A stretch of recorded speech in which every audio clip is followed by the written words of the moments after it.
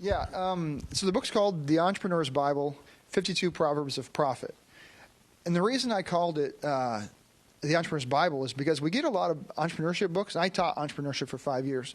And we get a lot of books that are like sales or finances this way or marketing for winners. Or you get all these kind of business books, but you never really get a core of like what entrepreneurs are, or as I call it, leading an entrepreneurial life. I think entrepreneurship is so encompassing, and to take a snippet here and a snippet there, that's great to learn like that. But how do you live your life daily? What do you do every day that's entrepreneurial? What do you do when you wake up in the morning, or in your conversations with your employees, or when you're trying to figure a new place to open your location? What are you doing? What's your mind like? And so I have 52 proverbs that are just a quip of what you should do. For instance, it's not about being in business, it's about staying in business. That's the first one. And the idea is, it's not about opening your doors and taking the loan out and laughing about all the cash you have in your pocket. It's about the next days and years of staying in business and how you get through the trials and having your mind right. That's kind of the reason for the proverb. Another one that really makes a lot of people think, and they like this one, is when my wife saved our business, because I came to her when we had no cash. We were out of money. We'd gone and cash advanced all our credit cards. I'd emptied personal accounts, which she didn't know about. And she knows now. It's in the book. I was hoping she wouldn't. Yeah, that's right. She wants to get away. She wants to bury money in the earth. No, she found out by reading the book. No, she didn't. I told her later, and it was a good conversation that still goes on today. She has more coffee jars buried in the backyard now. Of more money. She actually does a little bit of that. But I came to her and I said, I don't have the money to do what we want to do here with the business. I don't have this cash. And she said, wait a second. And I said, okay, it's over. She's walking out, right? Well, she actually went back into her craft room that she'd been building, went into the bathroom, and came out with a fistful of 25 grand and said, is this enough?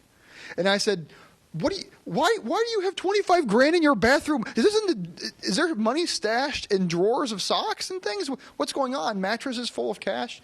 She goes, well, I've been doing this home-based business, and I've been kind of successful, and now we have this cash available. And the proverb I teach in this case is, you need to be prepared, but you also need to have team people on board that are helping you build. And maybe she was mad at me about not having cash for the business. And maybe she was disappointed about us having to use our personal funds. And all those things come into play. But how do you get through problems? What really is the way you get through them? And it's by having people on your team, having the right mentality, going toward a goal together. This is what the book's about. It's about personal stories. It's approachable. It's exciting. It's funny. If you do the audiobook, we have lots of funny stuff on the audiobook. I think that's probably the best version to get it, actually, if you're driving. It's hilarious. My brother listened to the audiobook, actually, and I thought he was just going to give me a critique and be done, because he's very dry kind of sense of humor.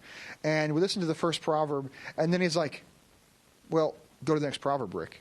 And I said, well, fine. Okay, I'll go to fine. Push play. That one ends, Rick, push the next proverb, dang it. And so I put, okay, fine. And he was for 4 hours, he was gripped on these because it was real stories that he could relate with. Of course, he's my brother. But all entrepreneurs can feel this. They can really get the story of life. And I think business books, just telling for anybody that's wearing suits in the room, I think business books need to be less suit and more jeans, if you know what I'm saying. More realistic to what people's lives are, talking to them in the way they need to be spoken to, and in their language. Not this professional, bureaucratic academia. And if Linda was listening, they're mad at me. But it's just how I feel, and I think it really teaches to people in a way they can receive. And if you look back at the classes you had or the lessons you learned, which ones really spoke to you? The ones that you could actually get into. You could actually see yourself. And that's what it's about. I think entrepreneurship should always be that way. That's what the Dree Center's motto is. Lifelong connectivity, helping cheap people out going forward. And that's what we're trying to build in Kirksville, connecting it to the city, Cape Girardeau, Rolla. I think this is where we're going to go in the future. Hopefully we can build something together.